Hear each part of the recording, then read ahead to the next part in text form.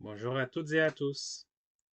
Aujourd'hui, nous allons parler de Claudia Sheinbaum, présidente du Mexique, et de la manière dont elle a démontré ses talents de négociatrice dans un accord de sécurité avec les États-Unis. Un cas qui, vu du point de vue d'un État de l'Amérique latine, mérite toute notre attention. En septembre 2025, Washington et Mexico ont signé un nouvel accord de coopération sécuritaire. À première vue, on pouvait craindre que le Mexique soit contraint de céder face aux pressions américaines. Menaces tarifaires, tensions militaires en mer des Caraïbes et le spectre d'un durcissement migratoire. Mais le résultat surprend. Les principes mexicains de souveraineté, d'intégrité territoriale et de confiance mutuelle ont été intégrés mot pour mot dans le communiqué conjoint.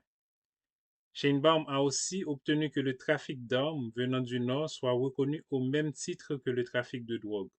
Et surtout, aucun droit de douane punitif n'a été imposé, alors que cela faisait partie des menaces initiales de Washington. Ce succès illustre parfaitement la capacité de Sheinbaum à transformer une relation asymétrique en un dialogue plus équilibré. Elle a su maintenir la coopération tout en évitant une subordination directe, montrant que la diplomatie peut être à la fois ferme et pragmatique. Cette approche se retrouve également dans les autres domaines stratégiques du Mexique. Prenons d'abord les accords commerciaux. Le Mexique a déjà montré sa résilience lors de la renégociation de l'ALENA, devenue AUMC, USMCA. Grâce à la clause de révision régulière, Mexico a pu préserver ses intérêts et rappeler que l'Amérique du Nord fonctionne mieux sur la complémentarité que sur la confrontation. Sheinbaum continue dans cette lignée, stabilité économique sans concessions unilatérales. La question migratoire illustre elle aussi son équilibre subtil. Sous forte pression des États-Unis, Sheinbaum refuse de criminaliser ses compatriotes. Elle a renforcé les consulats, mis en place une application avec un bouton panique pour protéger les migrants et insiste sur une approche humanitaire. La coopération est maintenue tout en préservant les valeurs, tout en respectant les valeurs nationales. Enfin, il ne faut pas oublier l'économie et les investissements.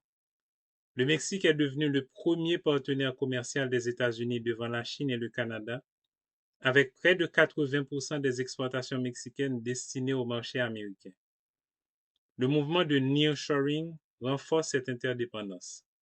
Les entreprises américaines ont besoin du Mexique presque autant que le Mexique a besoin d'elles.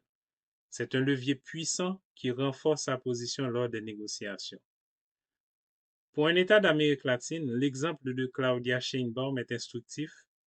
Il ne s'agit pas de défier frontalement une superpuissance, mais de comprendre ses propres forces, d'identifier les points de levier dans la relation avec Washington et de négocier avec intelligence et pragmatisme. Le Mexique, sous Sheinbaum, nous montre que même dans l'ombre d'une superpuissance, il est possible de défendre ses intérêts et de sortir gagnant. C'est une véritable leçon d'autonomie et de diplomatie pour toute la région. Merci d'avoir regardé.